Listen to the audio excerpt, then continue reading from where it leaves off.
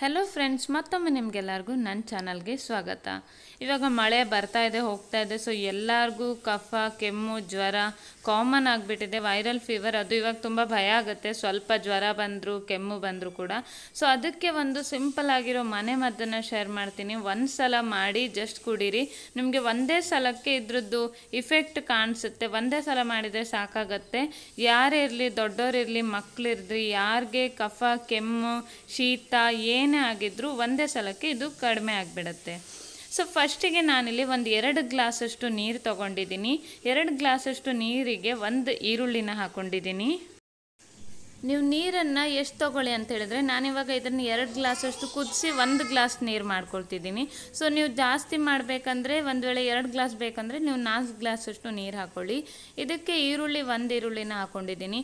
ನೀವು ಹಳೆಯ ಕಾಲದಲ್ಲಿ ನಿಮ್ಮ ಅಜ್ಜಿ ಅವರೆಲ್ಲ ಹೇಳ್ತಿರ್ಬೋದು, ಒಂದು ವೇಳೆ ಕೆಮ್ಮು ಬಂದರೆ, ಕಫ ಬಂದರೆ ನೀವು ಈರುಳ್ಳಿನ ಒಲೆಯಲ್ಲಿ ಸುಟ್ಟು ಅದ್ರ ರಸನ ಕುಡೀರಿ ಅಂತೇಳಿ. ಅದರಿಂದ ತುಂಬ ಚೆನ್ನಾಗಿ ಶೀತ, ಕೆಮ್ಮ, ಜ್ವರ ಏನೇ ಇದ್ದರೂ ಕಡಿಮೆ ಆಗುತ್ತೆ. ಅದಾದ ನಂತರ ನಾನಿಲ್ಲಿ ತುಳಸಿ ಎಲೆನ ಹಾಕ್ತಾಯಿದ್ದೀನಿ. ತುಳಸಿ ಎಲೆ ಇಫೆಕ್ಟ್ ಯಾರಿಗೆ ಗೊತ್ತಿಲ್ಲ. ಏನೇ ಆಗಲಿ ಒಂದು ತುಳಸಿ ಎಲೆ ಬಾಯಲ್ಲಿ ಇಟ್ಕೊಂಡ್ರೆ ಎಲ್ಲ ಸರಿಯಾಗುತ್ತೆ. ತುಳಸಿ ಎಲೆಯಲ್ಲಿ ಆ ಪವರ್ ಇದೆ.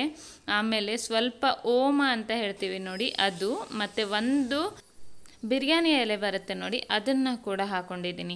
ಎಲ್ಲ ನಾನಿಲ್ಲಿ ಮಾಡ್ತಾ ಇರೋದು ಆಯುರ್ವೇದಿಕ್ ಮನೆ ಮದ್ದು, ಅಜ್ಜಿ ಕಾಲದ ಮದ್ದು ಅಂತಲೇ ಹೇಳ್ಬೋದು. ಅದಾದಮೇಲೆ ಒಂದು 5-6 ಕಾಳು ಮೆಣಸನ್ನು ಕುಟ್ಟಿ ಹಾಕ್ಕೊಳ್ತಾ ಇದ್ದೀನಿ. ದೊಡ್ಡವರಾದ್ರೆ ಒಂದು ಸ್ವಲ್ಪ ಜಾಸ್ತಿ ನಿಮಗೆ ಖಾರ ಆಗುತ್ತೆ ಕಾಳು ಮೆಣಸು ಹಾಕೋದ್ರಿಂದ. ಮಕ್ಕಳಿಗಾದರೆ ಒಂದು 2-3 ಕಾಳು ಮೆಣಸು ಹಾಕ್ಕೊಂಡ್ರೆ ಸಾಕಾಗುತ್ತೆ. ಆಮೇಲೆ ಶುಂಠಿ ಹಾಕ್ಕೊಳ್ಬೇಕು. ಅದಾದಮೇಲೆ ಒಂದು ಅರ್ಧ ಸ್ಪೂನಷ್ಟು ಅರಿಶಿಣ ಪುಡಿಯಲ್ಲಿ ಯಾವುದೇ ಕಾಯಿಲೆ ಇರಲಿ, ಕಫ, ಕೆಮ್ಮು, ಜ್ವರ ಏನೇ ಇದ್ದರೂ ಅರಿಶಿಣ ಹಾಕ್ಕೊಂಡು ಹಾಲು ಕುಡಿಬೋದು. ಎಲ್ಲ ಅದರಿಂದ ತುಂಬ ಕಡಿಮೆ ಆಗುತ್ತೆ. ಸೊ ಇದೆಲ್ಲನೂ ಹಾಕ್ಕೊಂಡು ಕುದಿಸ್ಬೇಕಾಗತ್ತೆ.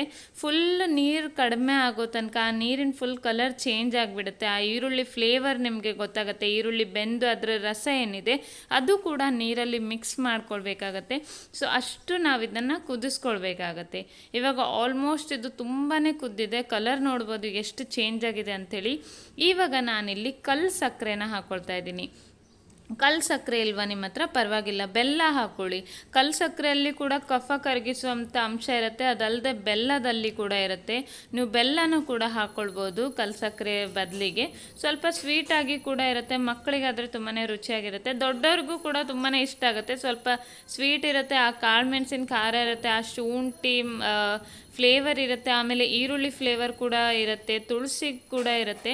ಸೊ ಇದೆಲ್ಲ ಮಾಡಿ ನೋಡಿ, ತುಂಬಾ ಚೆನ್ನಾಗಿ ರುಚಿಯಾಗಿರೋ ನಿಮ್ಮ ಕೆಮ್ಮು, ಕಫ, ಶೀತ, ಜ್ವರ ಏನೇ ಇದ್ದರೂ 5 ನಿಮಿಷದಲ್ಲಿ ಕಡಿಮೆ ಆಗಿಬಿಡುತ್ತೆ.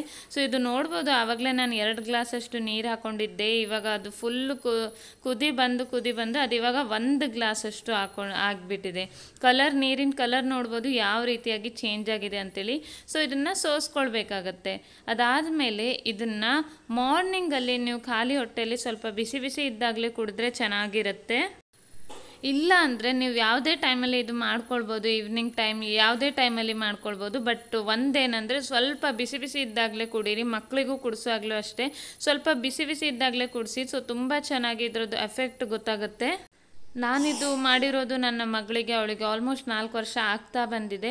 ಸೊ ಅವಳಿಗೆ ಏನೇ ಆದರೂ ಕೂಡ ಫಸ್ಟ್ ನಾನು ಟ್ರೈ ಮಾಡೋದು ಮನೆ ಮದ್ದೆ, ಅದು ಸ್ಪೆಷಲಿ ಅಜ್ಜಿ ಕಾಲದ ಮದ್ದೆ. ಅಜ್ಜಿ ಹತ್ರ ಕೇಳಿ ಮಾಡಿಕೊಂಡು ಅದನ್ನೇ ಕೊಡಿಸ್ತೀನಿ. ಸೊ ಇದು ಕೊಟ್ಟ ನಂತರ ಅವಳಿಗೆ ಕಫ ಕೂಡ ತುಂಬ ಕರಗಿದೆ, ತುಂಬ ಇಫೆಕ್ಟಿವ್ ಆಗಿದೆ. ಇದನ್ನು ಒಮ್ಮೆ ಟ್ರೈ ಮಾಡಿ ನನಗೆ ಕಮೆಂಟ್ ಮಾಡಿ ತಿಳಿಸಿ ಹೇಗಾಗಿದೆ ಅಂಥೇಳಿ. ಈ ವಿಡಿಯೋನ ಲೈಕ್, ಶೇರ್ ಮತ್ತು ಚಾನಲ್ನ ಸಬ್ಸ್ಕ್ರೈಬ್ ಮಾಡೋದನ್ನು ಮರಿಬೇಡಿ.